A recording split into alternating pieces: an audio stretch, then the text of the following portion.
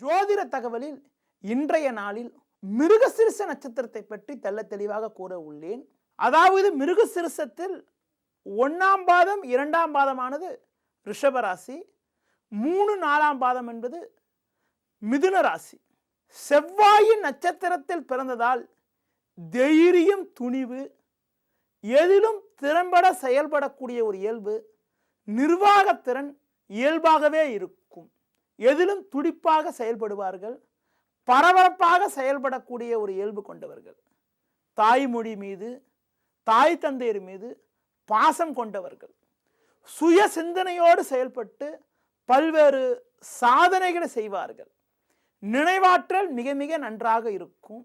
மற்றவங்க செய்யக்கூடிய தவறுகளை தட்டி கேட்கக்கூடிய ஒரு இயல்பானது இவங்க கிட்ட இயற்கையாகவே இருக்கும்.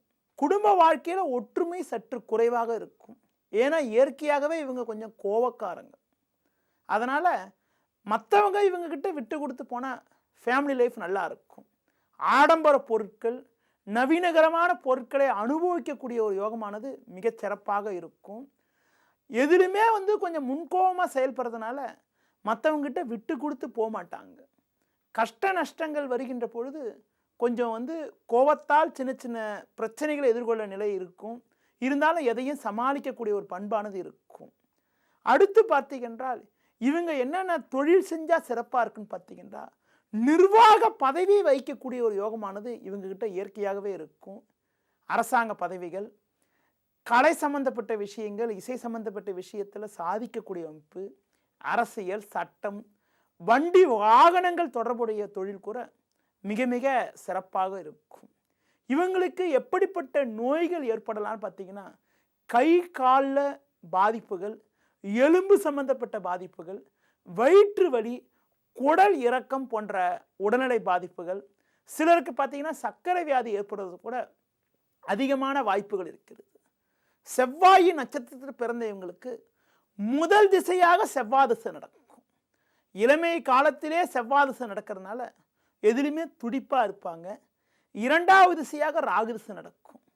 பொதுவாக பார்த்தீங்கன்னா முதல் திசையாக செவ்வாய் திசை, 2வது திசையாக ராகு திசை நடக்கிறதுனால ராகு முடிய வரைக்கும் கொஞ்சம் கோபக்காரராகவே இருப்பாங்க. ராகு பகவான் சற்று சுபகிரக பார்வை, சுபகிரக சேர்க்கையோடு இருந்துட்டா ராகு திசை என்பது ஓரளவுக்கு நன்றாக இருக்கும். மிருகசிருஷத்தில் பிறந்தவங்களுக்கு சுமார் 20லிருந்து 22 வயது வாக்கில் குருமகாதிசை ஆரம்பிக்கும். குருமகாதிசை ஆரம்பிக்கின்ற பொழுதுதான் அவங்க கிட்ட இருக்கிற பிடிவாத குணங்கள் குறையக்கூடிய அமைப்பும், நல்ல பண்பும், பெரியோர்களை மதிக்கக்கூடிய ஒரு குணாதிசயமும் இயற்கையாகவே உண்டாகும்.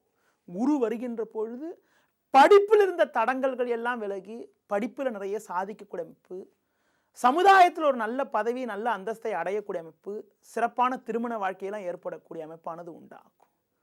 குருமகாதிசையில் நிறைய விஷயத்தை கற்றுக்கொள்வார்கள். உலக அனுபவம் கிடைக்கும். அது மட்டும் இல்லாமல் நல்ல சமுதாயத்தில் ஒரு நல்ல நிலை அடையக்கூடிய ஒரு யோகமானது உண்டாகும்.